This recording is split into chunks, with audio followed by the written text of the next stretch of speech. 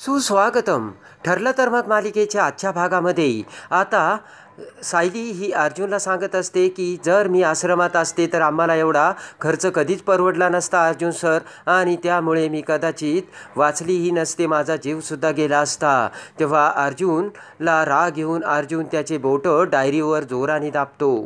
सायली म्हणते की तुम्ही केलेली धावपळ, तुम्ही घेतलेली काळजी याचं मोल मी कधीच करू शकत नाही.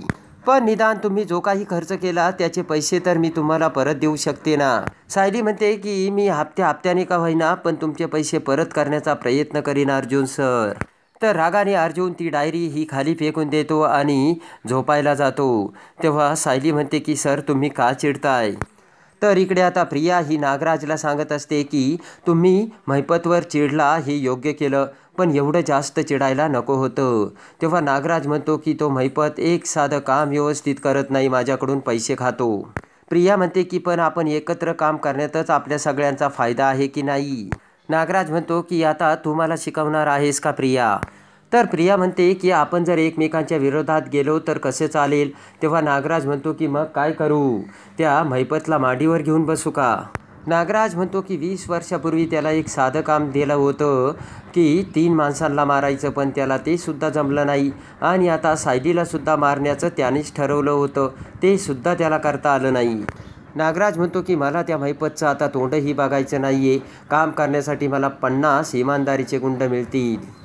प्रिया म्हणते की तुमचं बरोबर आहे, पैशासाठी तुम्हाला काम करणारे गुंड देखील मिळतील, पण महिपतचे हात दगडाखाली अडकलेत, त्याची मुलगी त्या खुनामध्ये अडकली, तेव्हा तो आपल्या बाजूने आपल्याला नक्की मदत करेल आणि म्हणूनच तो सायलीला मारायला स्वतः धडपडेल.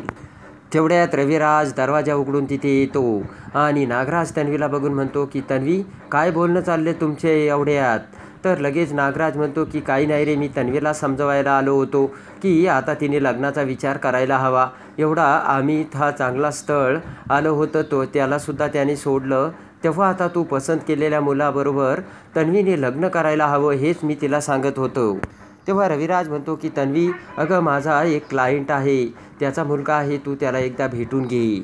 रविराज म्हणतो की तूच म्हणाली होती ना तुला अर्जुनला विसरायचं आहे, तर तू त्या मुलाला एकदा भेटून घे. इकडे लगेचच रविराज म्हणतो की आवर तन्वी आणि निघून जातो. तेव्हा आता नागराजसुद्धा बाहेर गेल्यानंतर इकडे तन्वी ही साक्षीला मेसेज करते आणि सांगते की मी नागराज आणि महिपतला एकत्र आणण्यासाठी बॅचअप करण्यासाठी प्रयत्न करते. इकडे आता अर्जुन हा बेडरूममध्ये उठून बसतो. तेव्हा सायलीचे बोलणे अर्जुनला आठवते. सायलीने सांगितलेले असते की तुम्ही केलेली धावपळ आणि तुम्ही केलेली काळजी याचं मोल मी कधीच करू शकत नाही, पण मी तुमचे पैसे तर पुन्हा परत करू शकते. त्यानंतर सायली ही झोपलेलीच असते. ते बघून अर्जुन हा उठून ती सायलीची डायरी घेतो आणि त्या सायलीच्या डायरीमध्ये आठवत काहीतरी लिहू लागतो. इकडे आता पूर्णाई ही झोपलेली असताना पूर्णाजीने प्रतिमाला कसे सांगितलेले असते की माझी अशी इच्छा आहे की माझा नातू अर्जुन आणि तुमची मुलगी तन्वी यांचं लग्न व्हावं अशी इच्छा आहे. तेव्हा ते सर्व आता पूर्णाजीला आठवत असतं.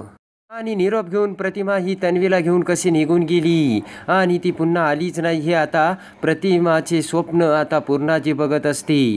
तेवढ्यात दरवाजा उघडून प्रतिमा तिथे येते. तेव्हा पूर्णाजी ही प्रतिमाला बघताच हसतच प्रतिमाकडे येते आणि म्हणते की कशी आहेस प्रतिमा. तेव्हा प्रतिमा म्हणते की मी काहीच ठीक नाही आहे पूर्णाई, मला खूप अस्वस्थ वाटतंय. तर लगेचच पूर्णाजी म्हणते काय झालं. तेव्हा प्रतिमा म्हणते की मला काय झालं हे तूच विचारतेस आणि तू मला दिलेलं वचन विसरलीस पूर्णाई. तर पूर्णाजी म्हणते की तुला दिलेलं वचन मी कसं विसरेन. तेव्हा लगेचच प्रतिमा म्हणते की मग माझ्या मुलीला माझ्या हक्काची जागा का मिळत नाही आहे. प्रतिमा म्हणते की पूर्णाजी माझ्या मुलीला या घरात तिचा मान आणि तुझ्या मनातसुद्धा तिला मान मिळायलाच हवा. प्रतिमा म्हणते की अर्जुनची बायको फक्त तन्वीच असू शकते आणि आज ती माझ्याशिवाय खूप एकटी आहे. प्रतिमा म्हणते की माझ्या तन्वीला तिचा मान तू मिळवून दे पूर्णाजी, आणि बघ मग सुभेदारांच्या घरी फक्त आनंदच असेल. आणि एकटक नजरेने प्रतिमा ही पूर्णाजीकडे बघत तेथून निघून जाते. आणि लगेच इकडे पूर्णाजी झोपेतून जागे होते आणि तिने बघितलेले स्वप्न असल्याचे आता पूर्णाजी भानावर येते. ते आता सायली सकाळी उठून बसते तेव्हा अर्जुन त्याचे आवरत असतो. तर सायली अर्जुनला विचारते की एवढ्या सकाळी सकाळी कुठे चाललात, कोर्टात चाललात का? थांबा, तुम्ही नाश्ता करून जा, मी तुम्हाला नाश्ता करते. तर आता अर्जुन एकही शब्द बोलत नसतो. तेव्हा सायली म्हणते की हे तर काहीच उत्तर देत नाहीये, म्हणजे नक्कीच माझ्याकडून काहीतरी चूक झाली वाटतं. तर लगेचच सायली म्हणते की सर, तुम्ही लॅपटॉप इथेच ठेवला म्हणजे तुम्ही स्टडीसाठी चालले का? मी तुम्हाला कॉपी आणून देते ना. बरं, अर्जुन काही एक न बोलता तेथून निघून जातो. तर इकडे अर्जुन हा बाहेर येतो तेव्हा सायलीचे बोलणे अर्जुनला आठवते. तर तेवढ्यात चैतन्य तिथे येतो आणि चैतन्य लगेचच अर्जुनला म्हणतो की चैतन्य गडकरी हजर झालेले आहेत. तेवढ्यात अर्जुन म्हणतो की चैतन्य जरा नॉर्मल बोल ना. तर चैतन्य म्हणतो की मग तू सुद्धा नॉर्मल आता ऑफिसमध्ये येऊन काम करत जा ना अर्जुन. चैतन्य म्हणतो की तू तर सर्व काम घरूनच करतोय. तेव्हा अर्जुन म्हणतो की मी जर घराबाहेर पडलो ना, मी सायलीसुद्धा घराबाहेर पडतील. अर्जुन म्हणतो की जोपर्यंत तो अटॅकर बाहेर फिरत आहे ना, तोपर्यंत मी अशी रिस्क नाही घेऊ शकत. अर्जुन म्हणतो की मला सायलीची काळजी वाटते म्हणून मी हे सर्व करतोय. तर चैतन्य म्हणतो ठीक आहे, सायलींना अगोदर बरं होऊ दे. तेव्हा अर्जुन म्हणतो की त्या बऱ्या होत आहेतच, पण माझे आता पैसेसुद्धा त्या परत करतायत. अर्जुन म्हणतो की आता मी त्यांचा खर्च करू शकत नाही का? त्या अशा कशा विचित्र वागतायत आणि मी त्यांचा कोणीच लागत नाही का? तेव्हा चैतन्य हा अर्जुनकडे बघतो. तर चैतन्य म्हणतो कोण लागतो रे तू सायलीचा? तेव्हा अर्जुन म्हणतो की आम्ही नवरा बायको आहोत. इकडे आता सायली ही तिची बेडरूम आवरत असताना तिची डायरी घेते. तेव्हा लगेचच तिच्या डायरीमध्ये अर्जुनने लिहिलेले सायली बघते. त्यामध्ये अर्जुनने लिहिलेले असते की मिसेस सायली, तुम्ही हॉस्पिटलचा खर्च अगदी बरोबर लिहिलात, एकही चूक केली नाही, पण फक्त तुम्ही हॉस्पिटलचा खर्चच का लिहिलात? सायली वाचू लागते की एवढाच हिशोब का? आपण आता सर्वच हिशोब करूयात ना. अर्जुनने लिहिलेले असते की तुम्ही माझ्या नाश्त्यापासून सगळं काही माझं मॅनेज करता, माझ्या घरच्यांचीसुद्धा तुम्ही काळजी घेता. तर अर्जुनने लिहिलेले असते की डॅड, अस्मिताताई, पूर्णाजी सगळ्यांची तुम्ही अगदी व्यवस्थित मॅच होता. तर मग या सगळ्यांचा हिशोब करायला नको का? ते तुम्हाला एवढा त्रास देतात तरी तुम्ही तुमच्या चेहऱ्यावरती स्माईल ठेवता.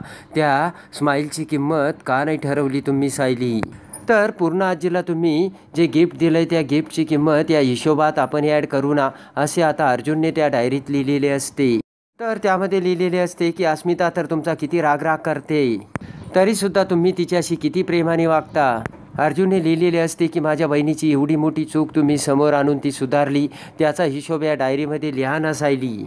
डॅड तुमच्याशी व्यवस्थित वागत नाही तरीसुद्धा तुम्ही त्यांची मुलगी झालात, चैतन्याची वहिनी झालात. अर्जुनने लिहिलेले असते की तुम्ही अश्विनची बहीण झालात आणि विमलची मैत्रीण झालात. त्यामध्ये अर्जुनने सुद्धा लिहिलेले असते की माझ्याबरोबर सुद्धा तुमचं काहीतरी नातं असेलच ना, मैत्रीचं. तर लगेचच सायली ही खुश होते. अर्जुनने लिहिलेले असते की माझ्यावर टाकलेल्या एका विश्वासाने तुम्ही माझ्या खोलीमध्ये राहताय, त्या विश्वासाचं काय? तुम्ही माझ्यासाठी केलेल्या प्रत्येक प्रार्थनेची कशी किंमत करायची सायली? त्यानंतर सायली ही अर्जुनकडे येते आणि अर्जुनला म्हणते की मी तुम्ही लिहिलेली डायरी वाचली सर, आणि त्यामध्ये मला समजलंय फक्त मला तुमच्यावर ओझं व्हायचं नव्हतं, पण काही कर्ज हे फेडण्यासाठी नसतात हे आता माझ्या लक्षात आलंय. त्यानंतर आता सायली ही घरामध्ये येते तेव्हा पूर्ण आजी नाश्ता करत असते. तर रागाने पूर्ण आजी सायलीला म्हणते की ह्या सायलीला आता इथे ठेवायला नको, कारण हिच्यामुळे अर्जुनच्या जीवाला धोका आहे. तेव्हा पूर्ण आजी ते बोलणे ऐकून सायलीला मोठा धक्का बसतो. तर आता सायली ही कोणता निर्णय घेते? तर आता अर्जुनचे सायलीवरचे प्रेम समोर येऊन आता अर्जुन आणि सायली कसे एकत्र येतात हे बघण्यासाठी आणि ठरलं तर मग मालिकेच्या डेली अपडेटसाठी आपल्या चॅनलला लाईक करा, सबस्क्राईब करा.